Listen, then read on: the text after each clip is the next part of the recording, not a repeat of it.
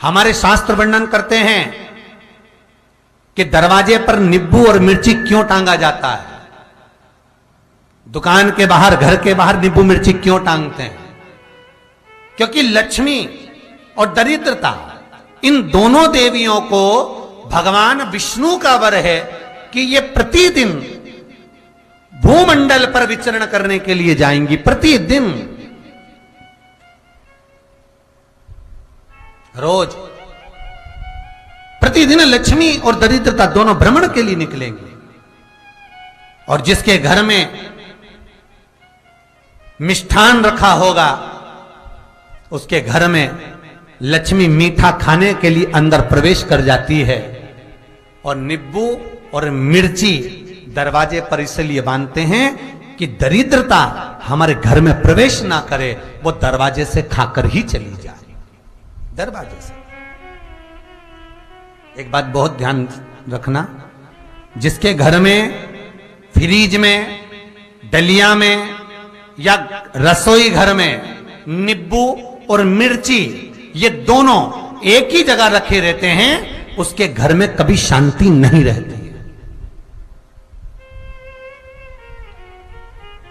सास बहू का, ननंद भाभी का, भाई भाई का, परिवार में कुछ ना कुछ क्लेश जरूर ही होगा। 4 दिन अगर अच्छे निकल गए तो 5वें दिन क्लेश का जाएगा। 5 दिन अच्छे निकल गए, 6ठा दिन क्लेश का जाएगा।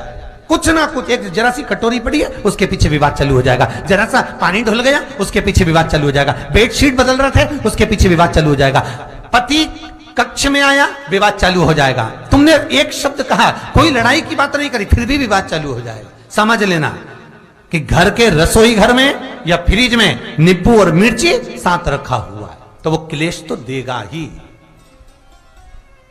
पंडितों से पूछोगे, ज्योतिषाचार्यों से पूछोगे, वो कहेंगे मोती पिना दो, कोई कहेगा पितृदोष हो गया, कोई कहेगा काल सर्प दोष हो गया, कोई कहेगा वास्तु दोष हो गया, पर वो आपको ये नहीं बताएंगे कि नींबू और मिर्ची एक डलिया में रखा हुआ है।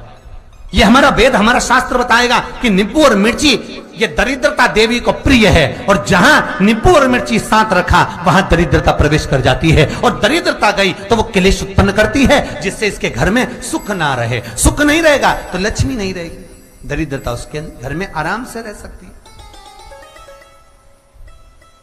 अब बहुएं कहीं किसी से पूछ रही, सास किसी से पूछ रही, हमारे घर में शांति नहीं, हमारी बहू बहुत अच्छी थी, पहले बहुत क्लेश करती है, हमारी सास बहुत अच्छी थी, बहुत क्लेश करती है, घर में विवाद इतना ज्यादा होता है। गुरुजी, जरा सी बात के पीछे विवाद होगा इतना बड़ा फैल जाएगा, पति पत्नी में जरा सी बात होगी इतना बड़ा फैलाना हो जाएगा, बच्चों को थोड़ा सा समझाओ इतना बड़ा फैलाना हो जाएगा। कारण क्या है? उसका कारण है तुम्हारे घर में जरूर एक डलिया के अंदर नींबू और मिर्ची, या फ्रिज के एक बॉक्स के अंदर नींबू और मिर्ची रखा हुआ है, उसका क्लेश तुम्हारे यार रहेगा ही, सदा रहेगा। इसलिए महाराज नींबू मिर्ची दरवाजे पर टांगा जाता है, बाहर संग नहीं, बाहर जाए। एक बात बहुत सुंदर है, जैसे दूध और दही दोनों एक ही झोले में, एक ही बैग में, एक कैरी बैग के अंदर दूध और दही अलग अलग पॉलिथीन में बंधे हुए हैं, अलग अलग डोलची में, अलग अलग डब्बे में रखे हुए हैं। एक व्यक्ति एक ही बैग के अंदर दूध और दही ये दोनों चीज अगर लेकर घर के अंदर आता है तो उसके घर में संपदा की तो कमी आती ही है, उसके घर में संपदा टिकती नहीं है। घर में अगर लाख रुपए रखे हैं तो 3 दिन या 4 दिन के अंदर वो पैसा वापस जाना है। दही और दूध अगर एक ही साथ आया है, एक ही व्यक्ति एक ही झोले में, एक ही बैग में, एक ही कैरी बैग में अगर लेकर आया, उसी तरह नींबू और मिर्ची का भी क्रम है महाराज। कई कई सब्जी वाले उसको एक साथ बांध देते, नहीं नहीं, नींबू भले अलग बैग में डाल लो, पन्नी में अलग बांध कर या झोले में अलग बांध कर मिर्ची रख लो, वो चल जाएगा, पर एक साथ अलग हो। मेरे को मालूम है दरिद्रता कि तेरे को खट्टा और तीखा पसंद है, इसीलिए महाराज हमारे हिंदू धर्म में बेटी की विदाई में 4 चीजें नहीं दी जाती। बेटी की विदाई में 4 चीजें नहीं देते। पहली झाड़ू, दूसरी सुई, तीसरी चलनी और चौथा अचार की बरनी। ये बेटी के कन्यादान में, बेटी की विदाई में नहीं देते।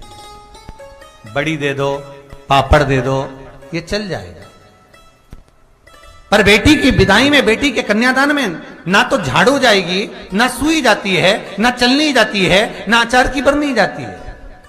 और मेरा निवेदन है, अगर बेटी को तुम्हारे घर का, तुम्हारे हाथ का अचार कितना भी पसंद हो और बेटी के मम्मी बना के दे दे, नहीं, मत देना, क्योंकि बेटी तन, मन और धन, ये 3 चीजों से दुखी रहेगी। अगर मां ने अचार दे दिया तो बेटी के घर में या तो तन से दुखी रहेगी, या मन से दुखी रहेगी, या धन से दुखी रहेगी।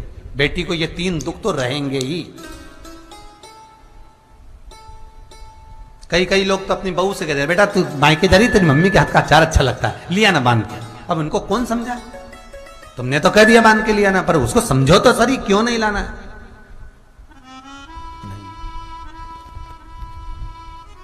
महाराज, दरिद्रता देवी को क्रोध आ गया।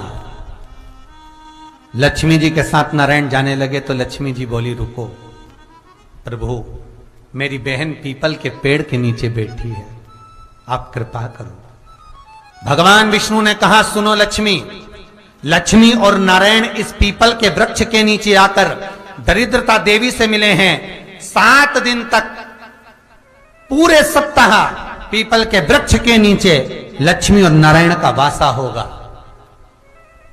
जो पीपल के वृक्ष के नीचे आकर दीप जलाएगा, पूजन करेगा, पाठ करेगा, उसको संपदा की प्राप्ति होगी। इतने में दरिद्रता देवी खड़ी हो गई और दरिद्रता ने कहा, वाह नारायण वाह, क्या बातें हैं आपकी, पीपल के वृक्ष के नीचे तुम मिलने के लिए आए, मैं तो पहले से बैठी थी। 7 दिन तुमने अपने कर लिए, इसमें 1 दिन मेरा होगा। भगवान ने कहा, कौन सा? तब दरिद्रता देवी कहती है, रविवार का दिन पीपल के वृक्ष के नीचे ये दरिद्रता देवी विराजमान रहेगी।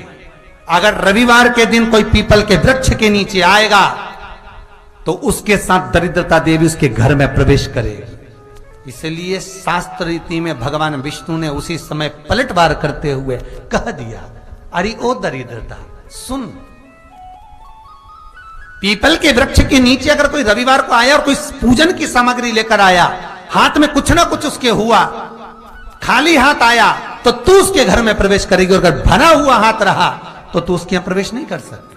ठीक है प्रभु, वचन दे दिया भगवान ने। इतने में दरिद्रता देवी भगवान विष्णु से बोली, प्रभु सारे देवताओं के पीछे अधर्म बैठा हुआ है,